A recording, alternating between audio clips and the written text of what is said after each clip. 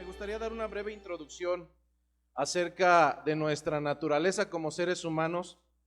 Y esto va a ser el preámbulo de la cita bíblica que el día de hoy comenzaremos, que será bajo el consecutivo, el libro de Mateo, capítulo 14, versículo 1 y hasta el versículo 12, si no mal recuerdo.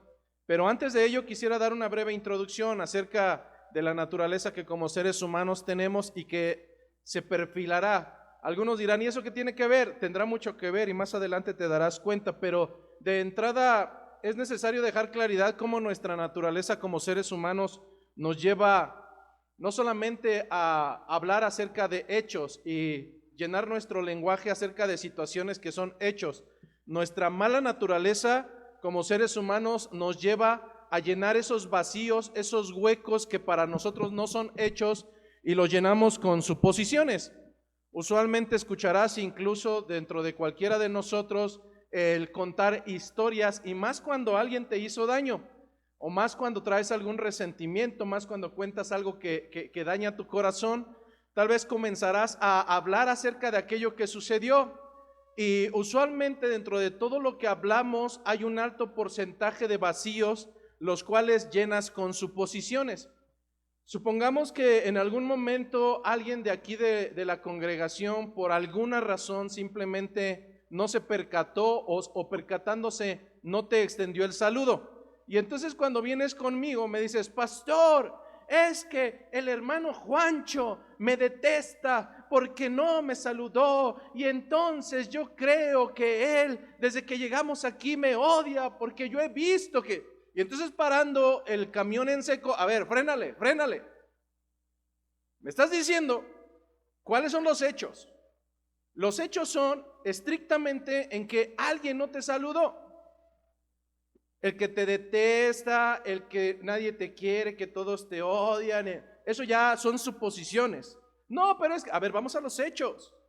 El hecho factible es que alguien no te saludó. Todo lo demás son yo creo, yo pienso, yo considero que. Y entonces como seres humanos somos muy dados dentro de nuestra naturaleza pecaminosa a llenar los vacíos donde no hay hechos factibles con suposiciones personales. En otras palabras, nuestra naturaleza siempre nos lleva a ser mitómanos, a crear realidades que no existen y que tan las creemos que las volvemos realidad y después las contamos como si fueran realmente algo que es un hecho. Es decir, convertimos suposiciones que llenamos cuando no hay hechos y después las convertimos en hechos factibles. ¿Hacia dónde quiero ir? Todo esto, a final de cuentas, pudiéramos decir no pasa nada. Claro que sí pasan cosas. Esto trae consecuencias tarde que temprano. Porque volviendo al mismo ejemplo anterior, ese mismo comunicado que a veces me das a mí, al rato lo llevas con otro y otro y otro más, y es muy peculiar porque usualmente tratas de resolver las cosas no bíblicamente. Primero vas y lo cuentas a toda la iglesia y después vas al último con el pastor y al último vas con la persona con la que tuviste la situación, cuando realmente la enseñanza bíblica no es así. A veces somos disléxicos, como que no leemos bien, y entonces vamos a la inversa. La cita bíblica dice, si tienes algo con tu hermano, ve con él directamente y háblalo. Si no te escucha, bla, bla, bla.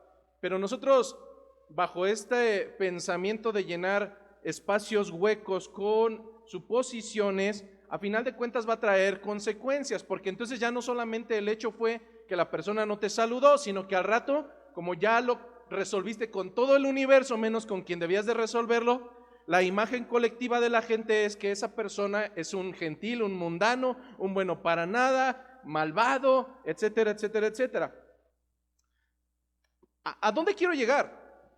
Realmente la intención del púlpito no es hablar acerca de tus problemas, acerca de cómo son tus comportamientos, sino que esta misma tendencia de no tener noción de cuáles son los hechos y cuáles son las suposiciones, esto mismo ha afectado a la iglesia contemporánea, la misma tendencia malévola de llenar huecos que no son claros con suposiciones ha llegado a la misma iglesia, y esto mismo sucede con la palabra de Dios. Es decir, a veces las cosas que no son tan claras, hemos escuchado en algún momento que si tú clamas la sangre de Cristo tiene poder y que no aceptarás un no por respuesta y que tanta tontería y media que, yéndonos al principio de la predicación del día de hoy, hay hechos y hay vacíos que a veces nosotros llenamos con suposiciones o con lo que hemos escuchado. Sin embargo, en este sentido, hermanos, al igual que cuando tú llenas vacíos con suposiciones y después los vuelves a la realidad, y eso tiene una consecuencia que no va a ser grata, de la misma manera, cuando tú no conoces el fundamento bíblico, has escuchado de oídas algunas palabras, otras más crees, supones, piensas o consideras, pero después malévolamente esto se vuelve en hechos factibles. Y entonces hoy tenemos personas que dicen, como dice la Biblia, la hoja del árbol no se cae sin la voluntad de Dios. Y entonces yo le diría, bueno, dime en qué cita bíblica se encuentra. Si me la encuentras, te doy las llaves de mi auto. Pero como no la vas a encontrar, eso que tú dices que es bíblico y juras y perjuras, lo único que está dando evidencia es que tienes una naturaleza de llenar vacíos que no conoces con realidades que tú mismo estás creando. En este sentido, ¿es esa acaso la enseñanza bíblica que deberíamos de nosotros seguir? Lo primero que pudiéramos decir, hermano, está exagerando, no sucede nada. O sea, ¿qué tanto problema hay en que alguien diga que algo es bíblico cuando no lo es? Lo mismo que cuando tú inventas historias que no son reales y después traen implicaciones.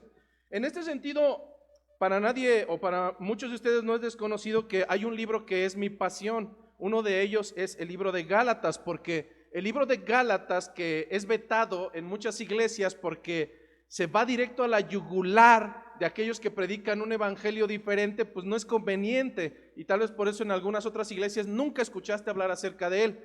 Pero este libro, que para mí es una delicia, además es un recordatorio, y es uno de mis favoritos, es un recordatorio porque me da nuevamente y de manera constante el recordatorio de que no es lo que yo quiera exponer, no son mis suposiciones, no son mis entendimientos, no son mis acotaciones las cuales le puedo sumar o restar al evangelio. No es así. El libro de Gálatas, escrito por el apóstol Pablo, me recuerda de manera constante en el capítulo número 1, versículo 6, lo siguiente. Decía el apóstol Pablo, estoy maravillado. Es decir, no lo puedo creer, estoy maravillado de que tan pronto os hayáis olvidado del que os llamó por la gracia de Cristo. ¿Para qué? ¿Por qué te olvidaste? Sencillamente por una baratija, para seguir un evangelio totalmente diferente. Estoy tan maravillado, decía el apóstol Pablo, que tan pronto os hayáis alejado del que os llamó por la gracia de Cristo para seguir un evangelio diferente. Versículo 7, no que haya otro. Te dejo claro, no es que haya otro, sino que algunos que os perturban y quieren pervertir el evangelio de Cristo. Pero la sentencia final es la que cada que quiero emitir mi pensamiento y mis intenciones, en el versículo 8 de ese mismo segmento, ahí viene un juicio muy importante, porque ha habido demasiadas personas que llegan a este lugar, vienen de iglesias de mala doctrina, de prácticas barbaries y situaciones fuera de lugar, que al principio cuando llegan aquí me dicen, bueno, pero no hay iglesia perfecta. Totalmente de acuerdo, no hay iglesia perfecta, pero cuando hablamos de la fidelidad, estamos hablando de dos conceptos totalmente diferentes. Una cosa es la perfección, otra cosa es la fidelidad. Yo soy un esposo, pero créeme que no va a ser lo mismo que te diga que soy un esposo infiel a que soy un esposo perfecto. La perfección, tal vez puedes decir no pasa nada, pero la infidelidad.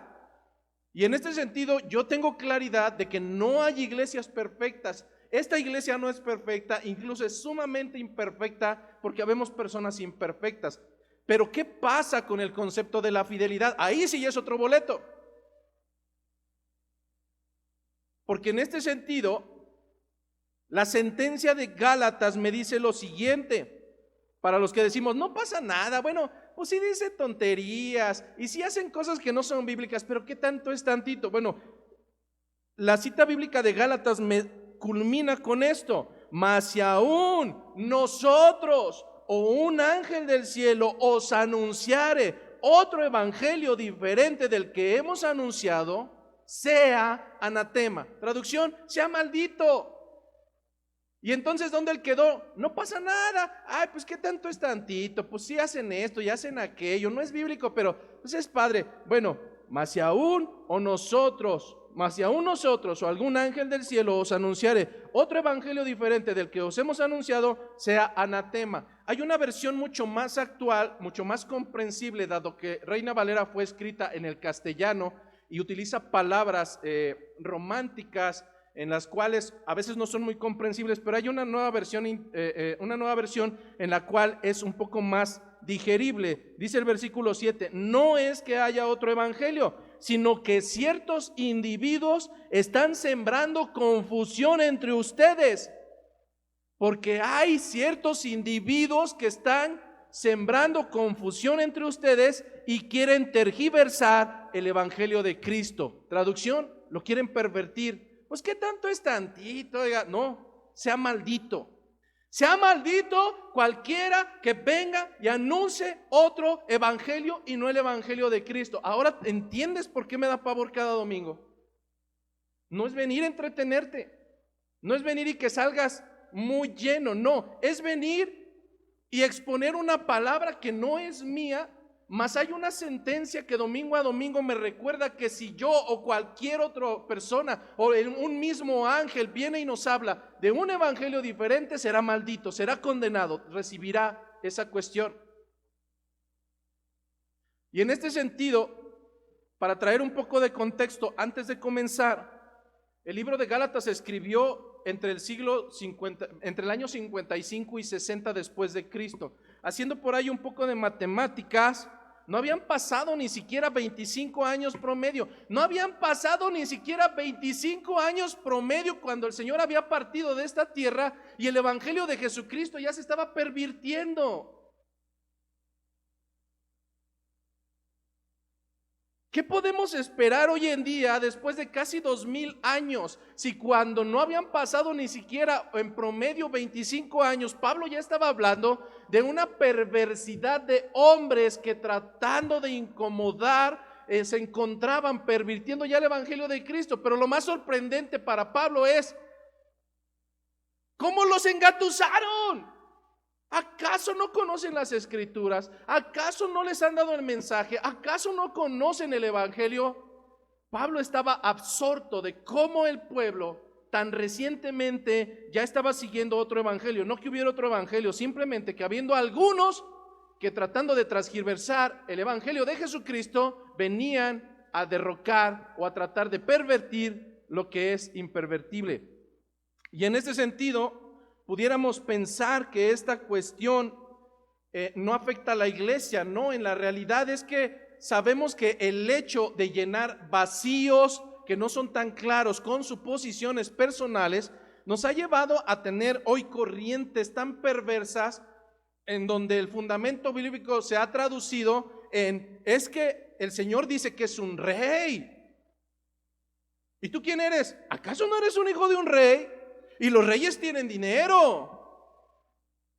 Y entonces, ¿tú cómo eres hijo de un rey? Si el rey es el dueño del oro y la plata, entonces tú debes de tener dinero. Pero lo más importante es que me empiezas a comprender. Empiezan a llenar vacíos con textos bíblicos fuera de contexto. ¿Acaso no has escuchado también que el Señor llevó en esa cruz nuestras enfermedades? Y entonces, pues tú no puedes estar enfermo. Y si estás enfermo, pues ¿qué pecado oculto traerás? O de seguro te metiste en cosas raras. No, hermanos, la verdad es que si fuera así, entonces los apóstoles estaban endemoniados. Y no es así. Debemos de comprender que si a partir de este momento habremos de hacer algo como creyentes y ciudadanos del reino de los cielos, no es entrar dentro de la categoría de estos hombres que pervierten el evangelio y predican un evangelio diferente. A final de cuentas, todos y cada uno de ellos tendrán que dar cuentas y la sentencia se encuentra escrita: serán malditos, serán condenados, recibirán muerte. Te comienzas a dar cuenta que no es tan fácil el hecho de decir: pues no pasa nada. No, sí pasa. Sí pasa y pasa bastante. A veces pensaríamos que esta situación solamente sucede con los gentiles, con los de otras iglesias. Gracias a Dios que aquí no. No, la verdad es que no estamos exentos. En este sentido, lamentablemente, la cultura ha venido a moldear a la iglesia cuando realmente no debió de haber sido así. La iglesia debería de estar moldeando la cultura y la sociedad completa, pero hermanos, llegamos a la postura de una ramera que se deja toquetear por todos y nos dejamos pervertir. Y tal pareciera que somos disléxicos. Leemos una cosa pero entendemos otra. Mientras las escrituras en el libro de Romanos 12:2 nos dicen, no se amolden, escucha bien, no se amolden al mundo actual. Tú insistes en hacer lo contrario. Y fuera de eso hasta lo publicas en las redes sociales como si fuera una ventaja que te estés amoldando con los cerdos. En realidad es penoso. Parecemos disléxicos porque somos creyentes, pero creyentes que leen algo y hacen otra cosa. Ay, hermano, es que yo entendí que la enseñanza era amóldate al mundo. No. Debemos de comenzar a ser creyentes fieles a la palabra, no solamente con tu boquita, también con tus hechos. Pero de verdad pienso que a veces somos creyentes disléxicos, mientras Santiago 4:7 me dice, someteos pues a Dios, resistid al diablo. Nosotros insistimos en someternos a Satanás y resistir a Dios. Pero de algo debes de tener en cuenta, y es que de Dios no te vas a burlar. Solamente hay dos posturas, o estás con Cristo o estás con Él. No puedes coquetear con el mundo. No puedes. Una cosa es que lo estés haciendo, pero que dentro de tu pensamiento creas que Dios es tan bueno que te lo va a pasar por alto. No, déjame traerte a tu realidad. El llamado, y a lo mejor parecería que estoy hablando con los jóvenes. No estoy hablando con los jóvenes. Lastimosamente estoy hablando con los necios adultos que insisten en revolcarse cual ramera con cualquiera de afuera. No en el sentido físico, en el sentido espiritual. Nada tienes que estar haciendo con la gente de afuera, y menos descuidar las cosas del Señor por estar con gente de afuera. No puede ser así. Meses atrás hablábamos acerca de 3 tipos de obreros. Muchos de ustedes lo recuerdan bien. 3 tipos de obreros. El primer tipo de obrero, cuando tú contratas a una persona en una empresa, le das a conocer cuál es su descripción de puesto y le dices, le dejas claramente cuáles son sus actividades, y le dices, paso número 1 tienes que hacer esto, paso número 2 tienes que hacer esto, paso número 3 tienes que hacer esto. ¿Lo comprendes? Sí lo comprendo, pero después de unas semanas te encuentras con 3 tipos de obreros. El primero de ellos, un obrero que es perezoso, flojo, parásito, que después de que le explicaste todas las cosas, simplemente lo ves como estas plantas ahí en el mismo lugar. No, sí entendió, pero su naturaleza es ser un obrero perezoso. A lo mejor a veces te dirá, no, sí, yo aquí, yo hago, yo digo, yo muevo. No, las evidencias dan cuenta de que es un obrero perezoso que si bien escucha, no hace absolutamente nada. Veíamos hace también meses atrás que hay un segundo tipo de obrero, que es el obrero acomedido. Le dijeron, ¿entiendes lo que tienes que hacer? Mira, aquí dice que un discípulo, aquí dice que sí, claro, hoy salí confrontadísimo. Y después de eso, le dejaste tan claro que era lo que tenía que hacer. Unas semanas después regresas y resulta que de todo lo que le dijiste, está haciendo todo menos lo que le dijiste.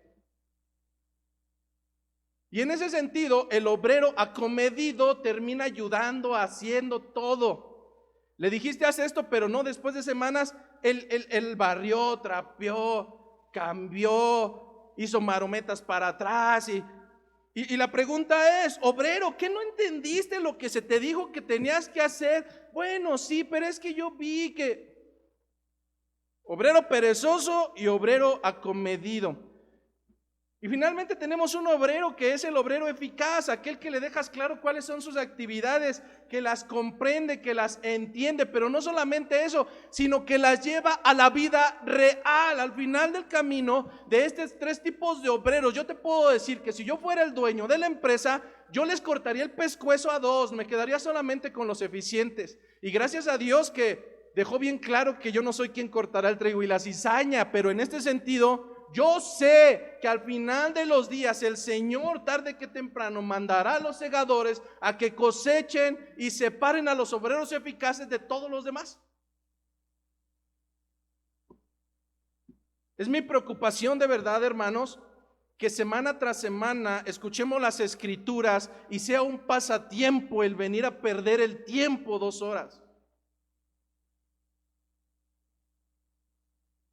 Porque no soy Chabelo, no soy un bufón, no vengo a entretenerte, debe de quedarte en mente que ese no es mi trabajo.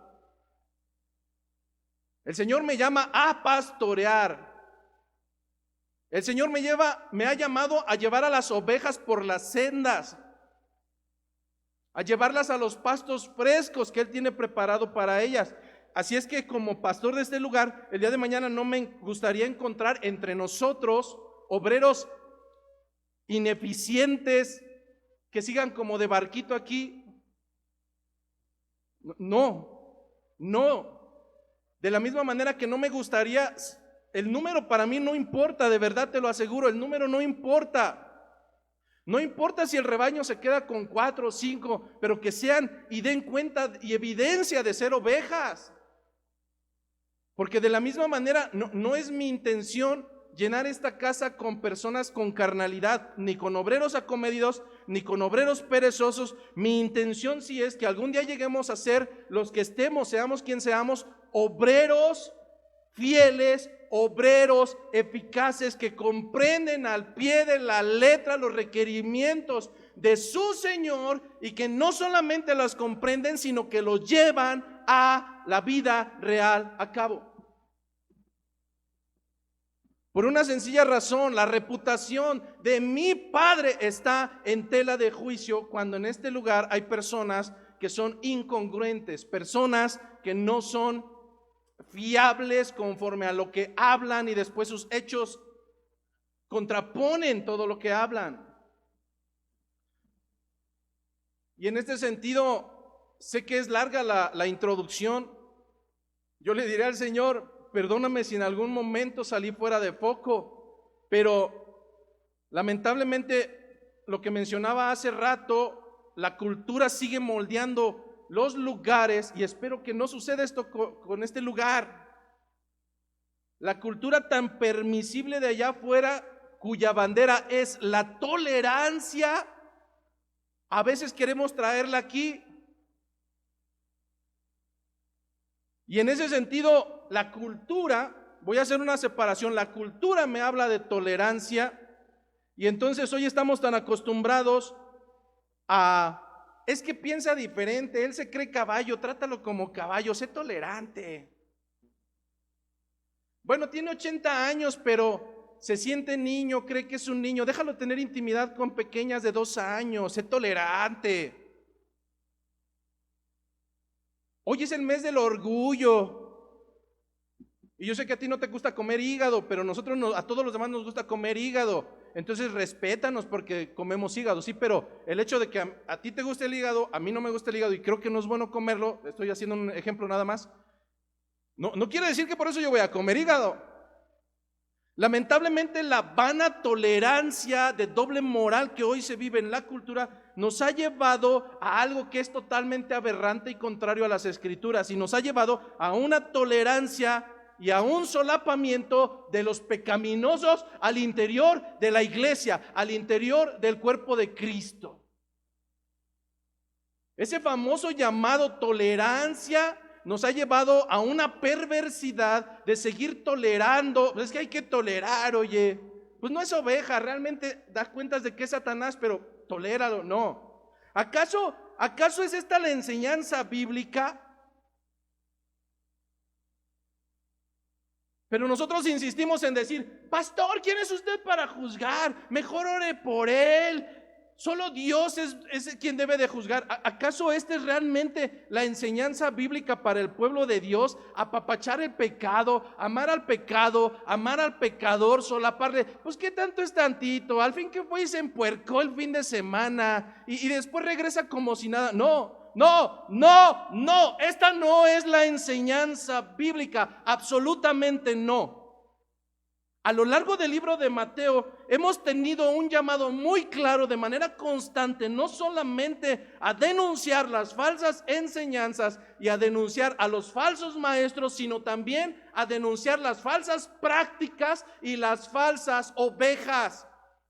Que te quede claro en esta mañana, este lugar no es un lugar cultural de tolerancia total. Bajo las enseñanzas de Jesucristo, este debe de ser un lugar santo con tolerancia cero y mayormente para las situaciones que no corresponden a la descripción del Evangelio. En este sentido, lamentablemente, hermano, nos hemos vuelto creyentes de cristal.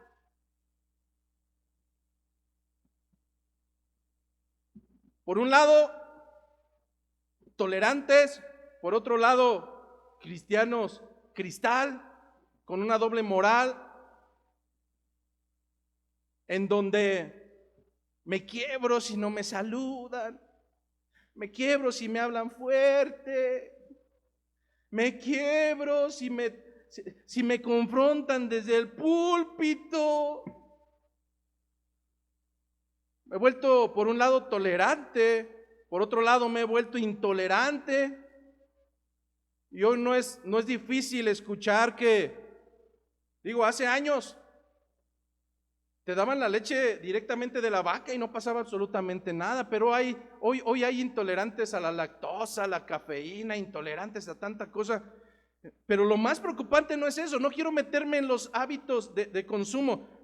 A donde sí me compete es dejar claridad que lamentablemente hemos vuelto intolerantes ante la fragancia del pecado, aún dentro de las cuatro paredes de la iglesia. Y eso no es correcto de acuerdo al fundamento del Señor. No es una enseñanza bíblica.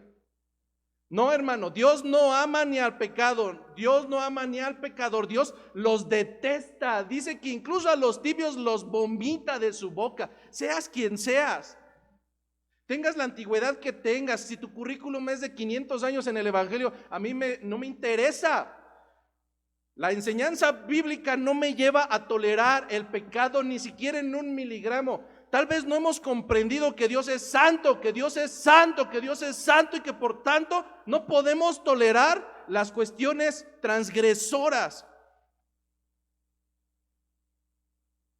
El Señor resiste a los soberbios, el Señor resiste a los pecadores, el Señor detesta a los pies presurosos para hacer el mal. Así es que en esta mañana será mi intención, no a través de mis palabras, esta fue la introducción, pero no será mi intención a través de mis palabras dejar claridad que el comportamiento que el rey demanda de sus ciudadanos no es el apapachar, no es el tolerar, no es el decir, ay, no pasa nada, estás fornicando, pero pues qué tanto es tantito.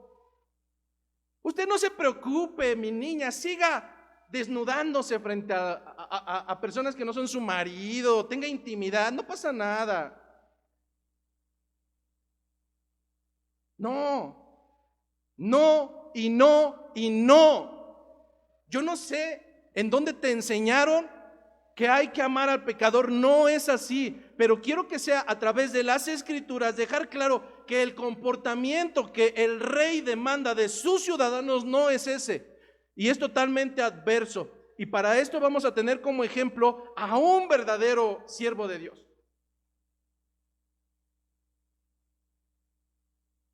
El día de hoy, a través de las escrituras, a través del ejemplo de Juan Bautista, veremos que un verdadero siervo de Dios, que una verdadera sierva de Dios, ni siquiera coquetea con los pecadores, mucho menos se junta con ellos.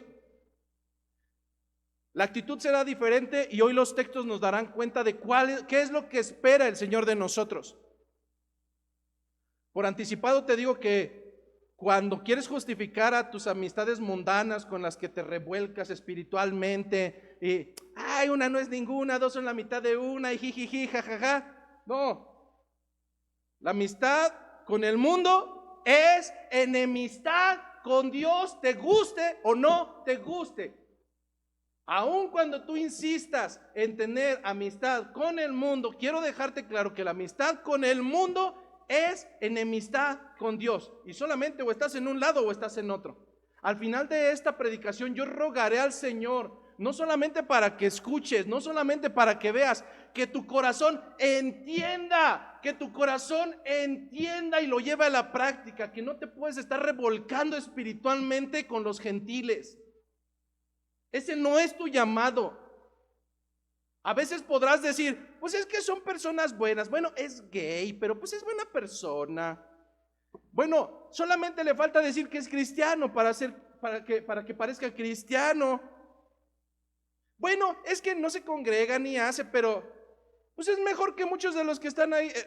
En serio, si estas son las justificaciones para seguir ensuciándote con los de afuera, no has comprendido el evangelio, realmente no lo has comprendido y estás distante de que caiga una pizca en tu corazón, no lo has comprendido.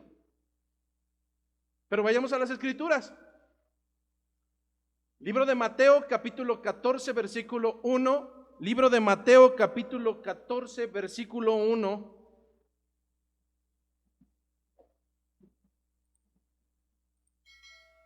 Dicen las escrituras en esta mañana, libro de Mateo capítulo 14 versículo 1, de hecho el título de esta predicación es Intolerantes al pecado.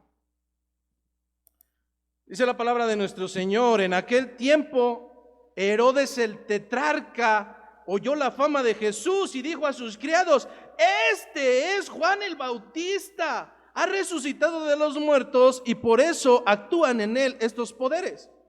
Versículo 3, porque Herodes, y aquí viene la razón del por qué, porque Herodes había prendido a Juan y le había encadenado y metido en la cárcel por causa de Herodias, mujer de Felipe su hermano, porque Juan le decía: no te es lícito tenerla. Y Herodes quería matarle, pero temía al pueblo porque tenían a Juan por profeta. Pero cuando se celebraba el cumpleaños de Herodes, conocido como Herodes Antipas, la hija de Herodias danzó en medio y agradó a Herodes, por lo cual éste le prometió con juramento darle todo lo que pidiese. Ella, hablando de la hija de Herodias, instruida primero por su madre, dijo: dame aquí en un plato la cabeza de Juan el Bautista. Entonces el rey se entristeció, pero a causa del juramento y de los que estaban con él a la mesa, mandó que se les diesen y ordenó decapitar a Juan en la cárcel. Y fue traída su cabeza en un plato y dada a la muchacha, y ella la presentó a su madre. Entonces llegaron sus discípulos, los discípulos de Juan Bautista, y tomaron el cuerpo y lo enterraron, y fueron y dieron las noticias, las nuevas a Jesús. Esta es palabra de nuestro Señor. Pues entonces, de manera anticipada, como has visto, tenemos a un solapador de pecado. Alguien que decía: no pasa nada, rey, no pasa nada, Dios te ama. Absolutamente no. Así es que durante la exposición de esta predicación estaremos tocando dos textos paralelos. Aparte del libro de Mateo capítulo 14 versículo 1 al 12, estaremos tomando algunos segmentos del libro de Marcos capítulo 6. Marcos capítulo 6 versículos 14 a versículo 29. Marcos capítulo 6 versículos 14 al 29 y también medianamente estaremos, y en menor cantidad porque solamente son 2 versículos, estaremos tocando el tercer libro paralelo, que es el libro de Lucas capítulo número 9 versículos 7 al 9. Lucas es quien menormente o con menor extensidad habla acerca de esta situación, pero pidamos dirección al Señor. comencemos acerca de qué era lo que estaba sucediendo. El día de hoy trataré de dar cualidades bibliográficas de las personas que están inmiscuidas en esta situación, porque a veces diríamos, bueno, yo sí puedo señalar el pecado de mi vecino, pero el de un hermano, no, ¿qué tal que si se enoja y luego que si me deja de hablar y qué tal que después ya no me invita a sus comidas o qué tal si ya no me saluda? Vamos a ver, porque creo que la parte bibliográfica va a ser importante. No se está denunciando a cualquier hijo de vecina. Dicen las escrituras y comienza narrando que en aquel tiempo Herodes el tetrarca oyó de la fama de Jesucristo y dijo a sus criados, no se lo dijo a cualquiera, se lo dijo a sus criados, este es Juan el Bautista, ha resucitado de los muertos y por eso actúan en él estos poderes. Hacemos un alto en el camino para tratar de describir la personalidad y las características de este hombre. ¿Quién es quien comienza la historia? Un hombre llamado Herodes, que también se conoce como Herodes Antipas.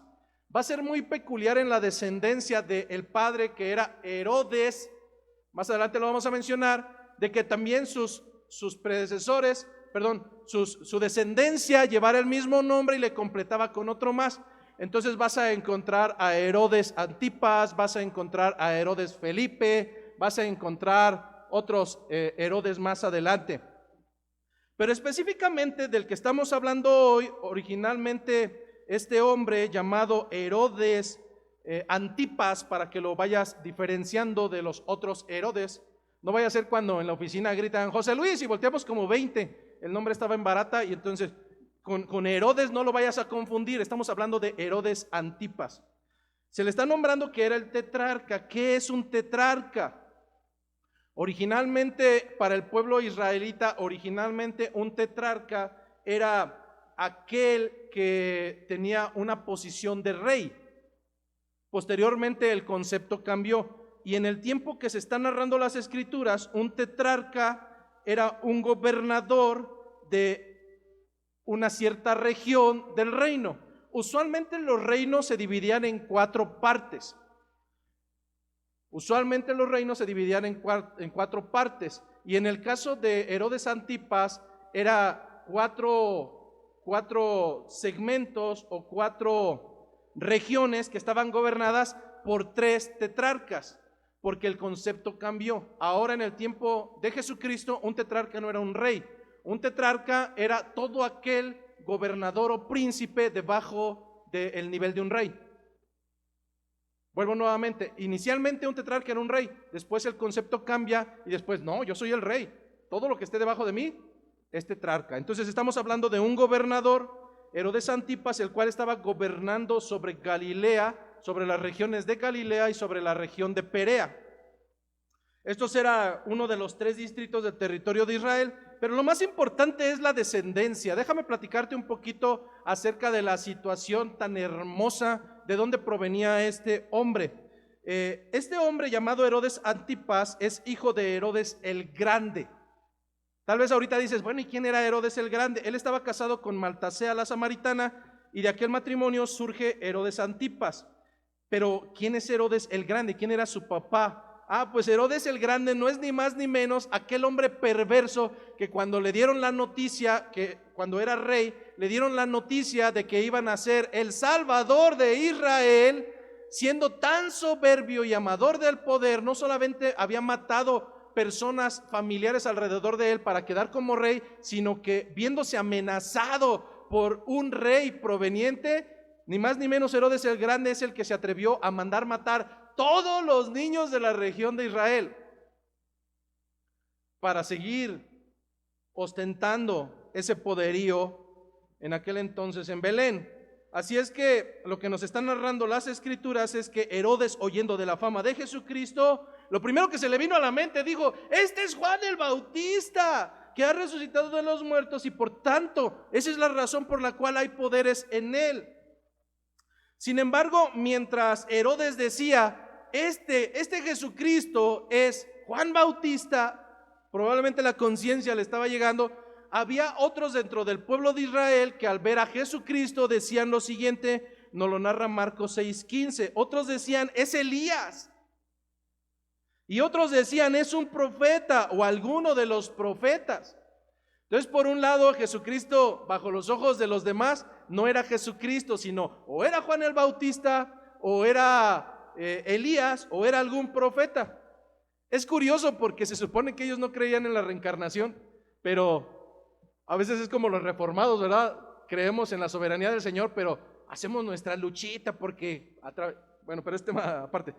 Entonces, mientras mientras Herodes decía, este es Juan el Bautista porque tiene poderes, otros decían, no, es Elías. También como breviario cultural, ¿quién es Elías?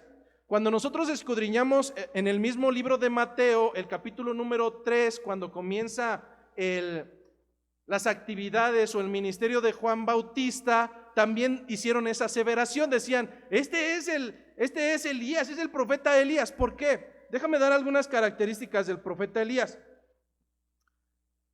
Primero, en el libro de Primera de Reyes se habla de este llamado profeta Elías que se le apodaba Tisbita, tal vez porque venía de una región que se llamaba Tisbe, pero para que lo vayas ubicando, es un nombre, es un profeta que aparece abruptamente en la historia, no hay otro rezago de él, aparece abruptamente y se menciona como Elías Tisbita.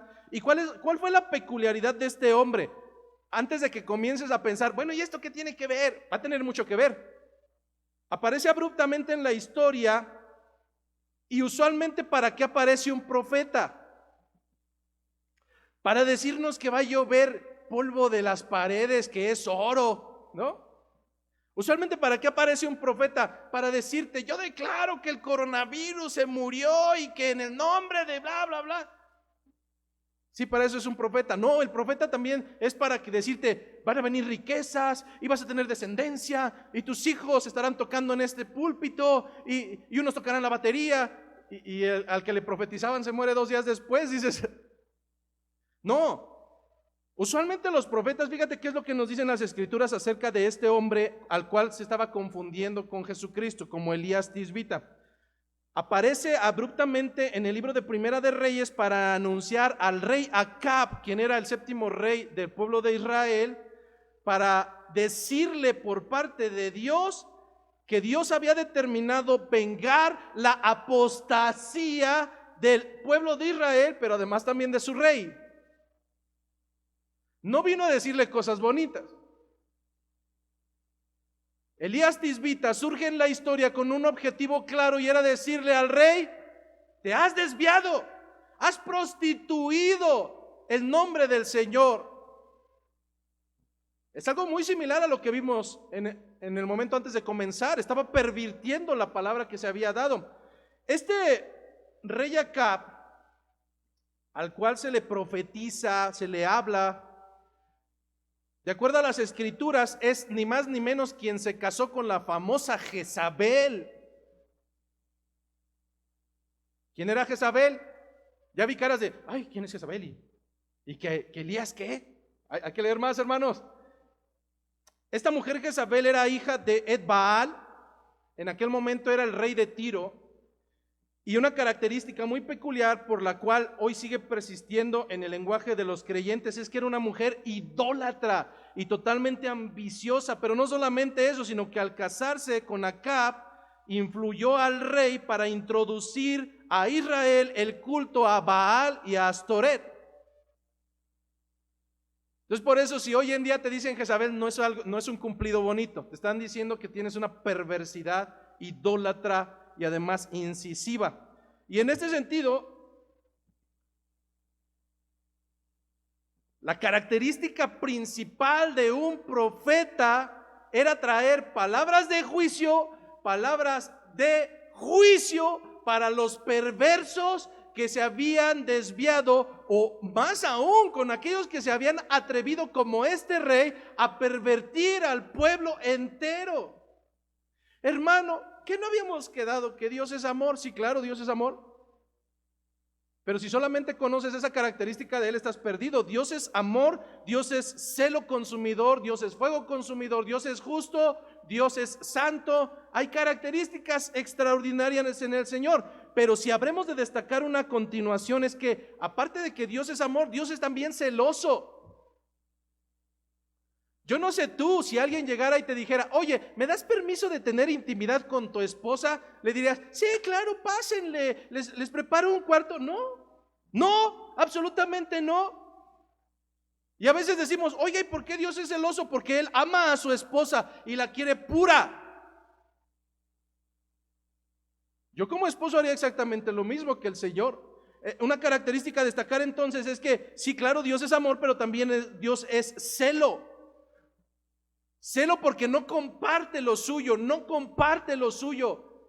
No comparte a su esposa, no comparte a su amada iglesia, no comparte inclusive su gloria, no la comparte. Veamos con quién estaban confundiendo a Jesucristo. Decían, este es Juan Bautista, pero también decían, no, es Elías Tisbita.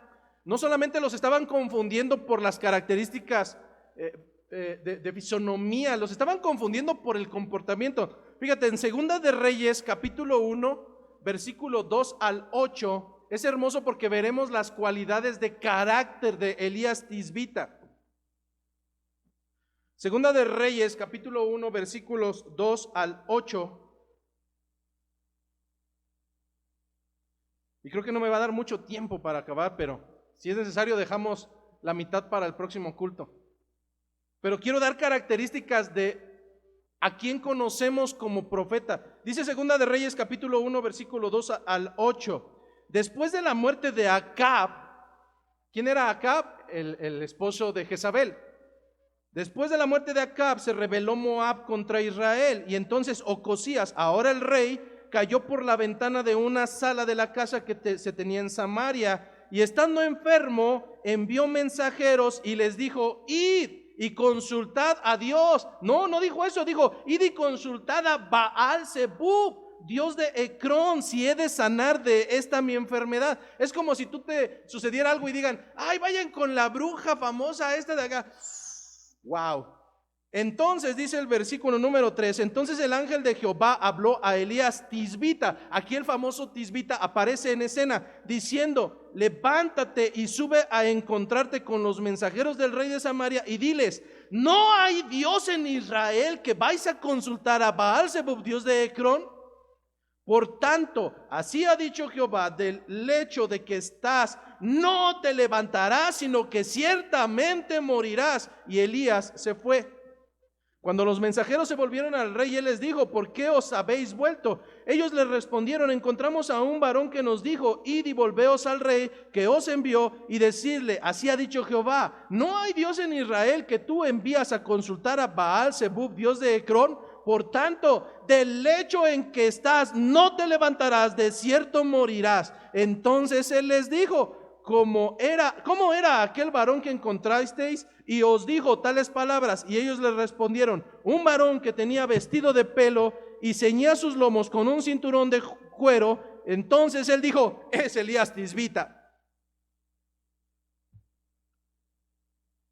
Ahora comienza a tomar un poco de noción de que confundieran a Elías Tisbita con Juan Bautista, o más bien a Juan Bautista con Elías Tisbita, y posteriormente a Jesucristo con Juan Bautista o con Elías Tisbita. ¿Acaso Jesucristo, al igual que Juan Bautista, vestía con piel de camello y con un cinto atravesado y comía miel y langostas? No. Los estaban confundiendo no por la apariencia física. Tal vez entre nosotros podemos decir, oye, ¿cómo es el hermano de la esquinita, aquel que faltó? Uno chaparrito, gordito, moreno. El 90% de los mexicanos somos así. Entonces, no, lo que estaban confundiendo en este sentido no tenía nada que ver con la apariencia física. Estaban siendo confundidos porque las tres personas traían un mensaje de juicio, el cual no era tolerante con la porquería del mundo y por tanto eran incómodos. Luego entonces, cuando, regresando nuevamente al texto base, cuando Herodes el tetrarca oye los informes acerca de Jesús, pues claramente se siente perturbado. Cuando tú ves películas acerca de los reyes se les cae un pañuelo y todos se avientan y recogen y rey, sí. Cuando el rey decía, se me antoja una manzana, salían 8 con manzanas, tenga mi señor. Pero lo que yo no concibo en una película de aquel tiempo es alguien que le dijera: estás cayendo en pecado, y eso no es correcto delante de Dios. De tal manera que las palabras que emitía Jesucristo, las palabras que emitía Juan Bautista y Elías Tisbitas tenían algo en común, y es que realmente podrían llevar incluso a un rey a que estuviera totalmente perturbado, que perdiera la calma, que no se sintiera en su confort. Y en ese sentido pudiéramos preguntar, ¿acaso será esa la única razón por la cual aquel tetrarca llamado Herodes había perdido la calma y estaba perturbado? No, Mateo capítulo 14 versículo 3 nos da una razón todavía más fuerte, y la cual tiene que ver con manos sucias de sangre. Dice Mateo capítulo 14 versículo 3: porque Herodes había prendido a Juan y le había encadenado y metido a la cárcel por causa de Herodias, mujer de Felipe, su hermano. Tercer biografía, ¿quién es esta mujer? ¿Quién es este hombre que se menciona como hermano de Herodes? ¿Quién es el famoso Felipe? Bueno, Felipe, tal cual como era la costumbre de los reyes de aquel entonces, tenían más de 2 o 3 mujeres, cuando realmente no estaba permitido, pero si les gustaba alguien más, dejaban al modelo antiguo y se iban con el nuevo y decían: no pasa nada. Lo mismo sucedió con Herodes el Grande. Tuvo diferentes esposas en diferentes tiempos, y con una de ellas tuvo a Herodes Antipas, pero con otra más tuvo a Felipe, o Herodes Felipe, quien fue medio hermano de Herodes. Este Herodes Felipe era otro gobernador de aquellas procuradurías de Israel, y entonces ambos tenían esa posición de gobernadores en cierta región. Pero en este caso, Herodias inicialmente no era esposa de Herodes, era esposa de Felipe, el hermano de Herodes. ¿Qué sucedió aquí?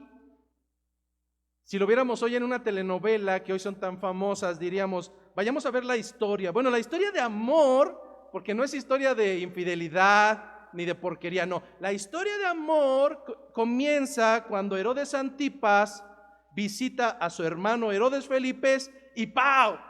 Inmediatamente se enamora de aquella mujer llamada Herodias. Después, dentro de la hermosa historia de amor, aquellos amantes que habían tenido equivocado su corazón porque habían encontrado a alguien que no era el correcto y ahora sí lo habían encontrado, ahora sí se enamoraron, acuerdan entre ellos dejar a sus cónyuges y entonces tener ese amor lindo para que se consume. Luego entonces Herodes Felipe es abandonado por Herodias, y al mismo tiempo Herodes Antipas bota a Aretas, su esposa, para concluir esa hermosa historia de amor.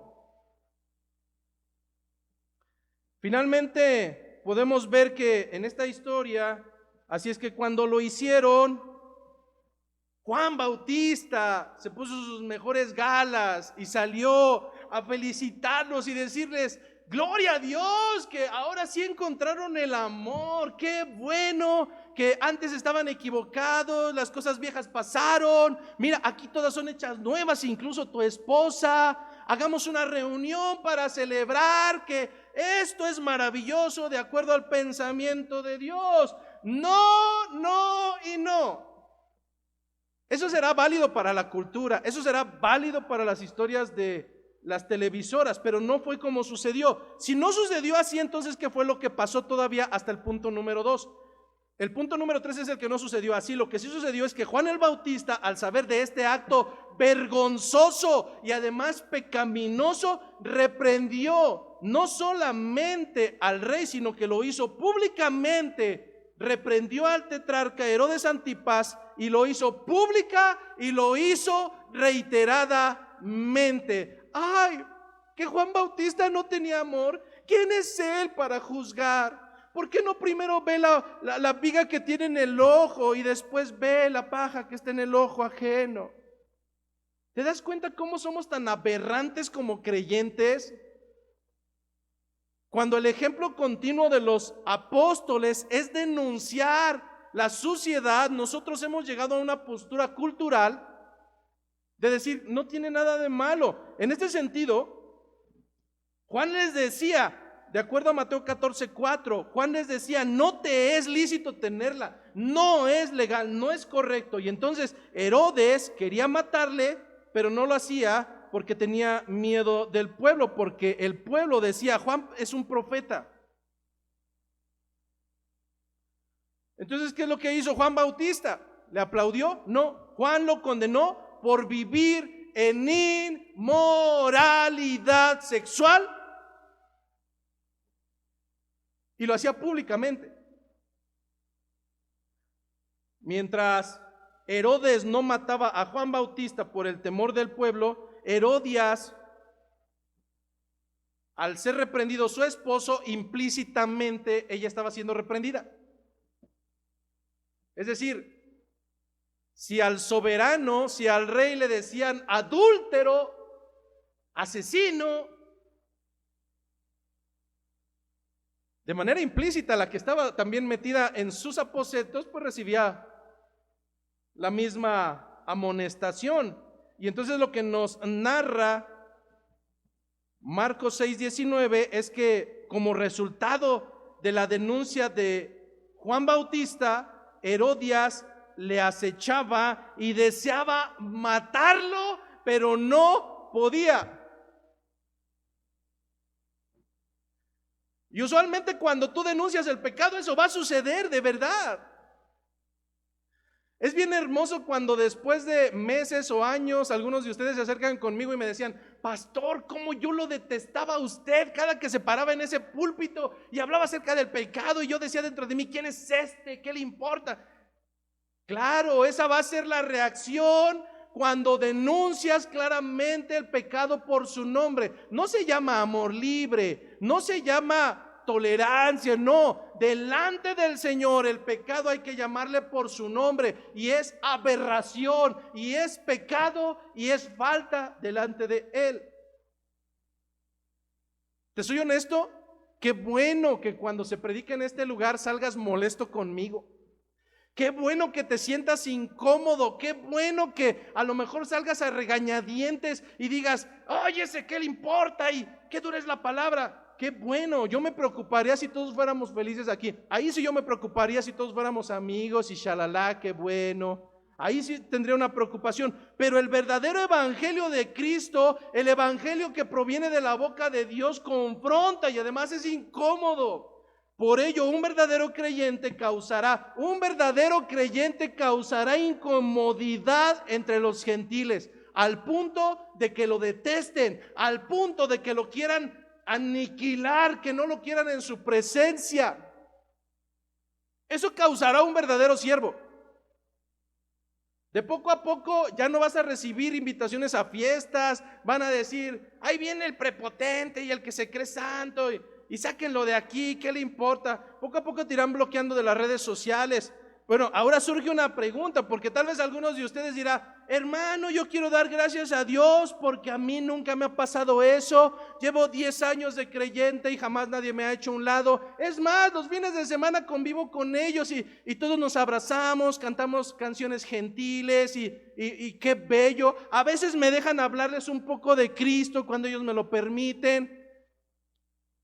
Bueno, la única razón por la cual sigues siendo cómodo dentro de los gentiles es porque hay una alta probabilidad de que seas uno de ellos.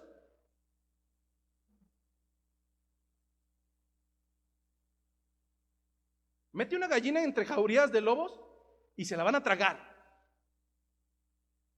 Mete otro lobo en medio de lobos y lo van a abrazar y le van a rumiar y le van a compartir su alimento. Es en este momento donde debes de comprender que sí o sí un siervo de Dios, una hija de Dios, no puede estarse empuercando, ni solapando, ni tolerando el pecado, ni dentro de la iglesia ni fuera de él. Y de verdad, si sigues con el pensamiento de que esto es válido y que es lícito, este no es el lugar para ti. Si sigues pensando que en este lugar vamos a tolerar el que te sigas ensuciando y enlodando a diestra y siniestra, y es más, que lo hagas público, estás equivocado y estás equivocada. Este no es tu lugar. A mí no me llamaron a pastorear cerdos. Y te debe de quedar muy, muy, pero muy claro. Lamentablemente el tiempo se nos está viniendo encima, pero lo único que puedo ver a lo largo de las escrituras el día de hoy es que un verdadero siervo no le tiemblan las piernas para denunciar lo que es denunciable. No es agradable, pero se tiene que hacer.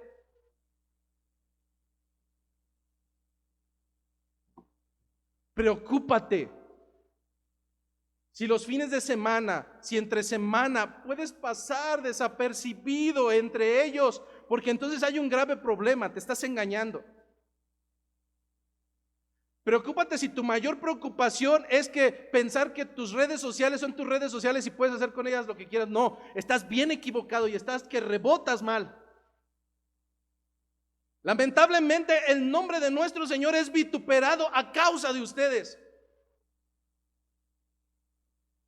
Cuando te jactas de decir soy creyente y que además llevo años en el evangelio. No, si ha de haber alguna evidencia de que en verdad eres creyente, es que debes de ser intolerante al pecado, tanto dentro como fuera de la iglesia.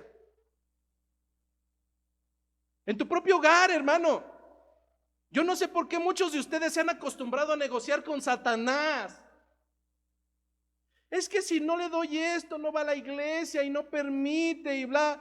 Bueno, de verdad estamos llamados bajo el ejemplo de Juan Bautista a negociar con Satanás y decirle, sí te dejo, pero tú, no, pues que el Señor es un limosnero, ¿o de qué estamos hablando? De verdad, no nos ha caído el evangelio cuando pensamos que podemos seguir solapando el pecado, seguir amando al pecado y seguir amando al pecador. No, ese no es nuestro llamado.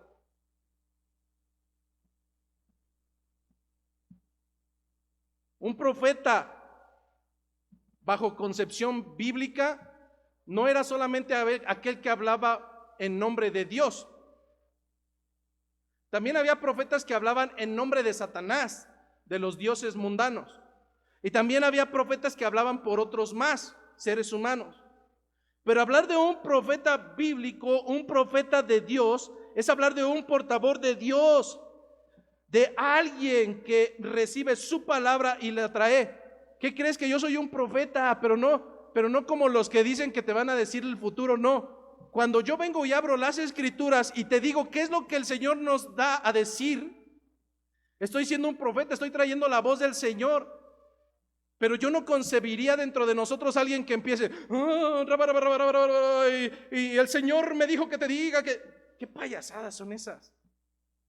¿Acaso el Señor necesitará alguien que lo diga en otra lengua cuando tú no lo vas a entender? Pero hermanos, dejando este punto de lado, un profeta es aquel que va a denunciar. Los ejemplos que encontramos en las escrituras una y otra vez acerca de los portavoces de Dios es que decían cosas que no gustaban. Voy a dar 3 ejemplos rápidos. El primero de ellos lo encontramos en Deuteronomio y es acerca de un profeta.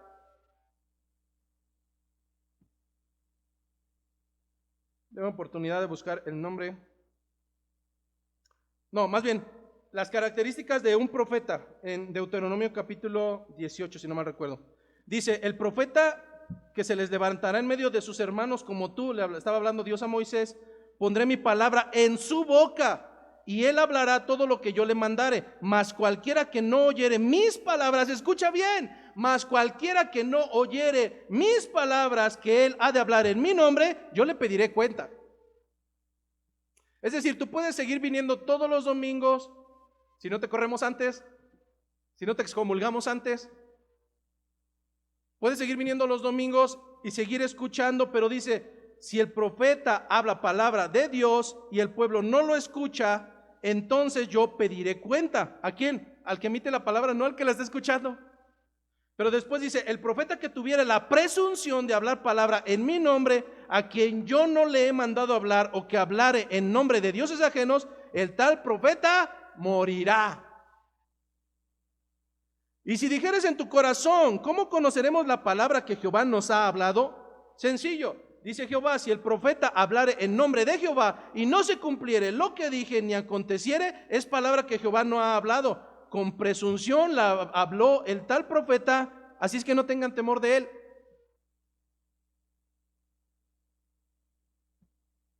Pero lejos de si es la palabra de Dios, algo que me queda claro es que no hay pierde cuando abrimos esto y te digo así dice el Señor porque lo estoy leyendo. Preocúpense cuando esto ya no esté aquí y es más el púlpito se ha cambiado por una mesita con cafecito y que ya no me llamen pastor, sino me digan, no sé, arcángel, y cuando usted ya no sea hermano en Cristo, sino que sea brother, y que esta ya no sea iglesia, sino sea un campus. ¿Qué tonterías son esas? Pero preocúpese mayormente cuando creamos que la palabra de Dios es para endulzarnos el oído, porque nosotros fuimos llamados a ser la sal del mundo, no fuimos llamados a ser el caramelo. Somos la sal, hermanos, incómodos, tan incómodos que en demasía la gente nos escupirá. ¿De dónde te han enseñado que tenemos que soportar al pecador en este lugar? ¿De dónde te han dicho que puedes ser creyente aun cuando te revolques espiritualmente con el contrario? No es así. Por eso la tolerancia, estamos llamados a tolerancia cero ante el pecado. Eso hizo Juan Bautista y le costó la vida. Eso hizo Jesucristo, le costó la vida. Eso hicieron los profetas de Dios y les costó al menos la vida o su integridad física. Así es que complementando con las semanas pasadas, no esperes ser discípulo de Dios y que las cosas vayan bien.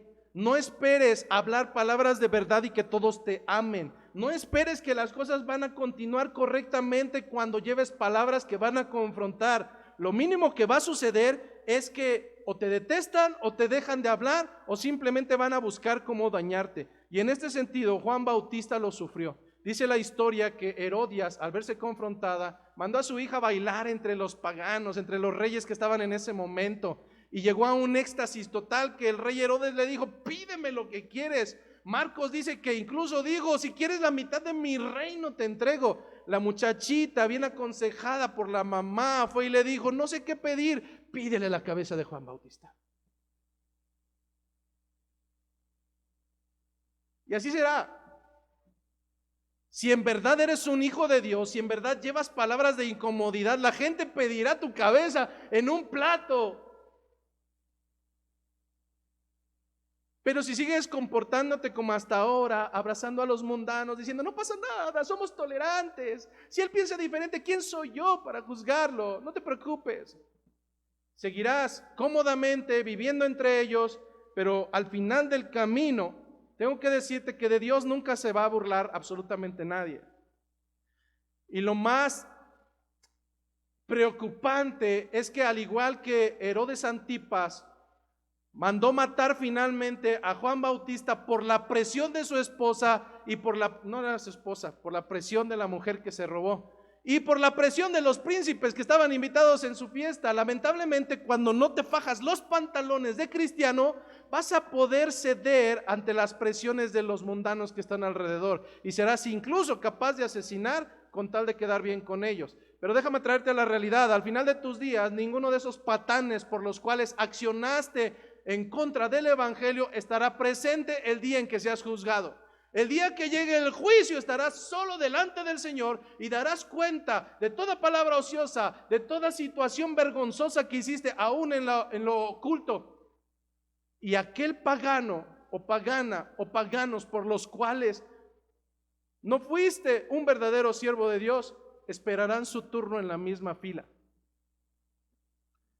Y no habrá justificación tan grande como para que puedas engañar al Señor. A mí me puedes escribir y decir, oh, es que no voy a ir porque, híjole, ¿qué cree? A mí no me interesa, de verdad, te soy honesto y discúlpame que lo diga así, no me interesa. Me interesa qué justificaciones le vas a dar al Señor al final de tus días. A mí me puedes marear, de nosotros te puedes esconder, puedes bloquear tu perfil, puedes quitar tu foto y que no me salgan tus publicaciones, pero déjame decirte algo claro, delante del Señor ninguno de ustedes se va a burlar.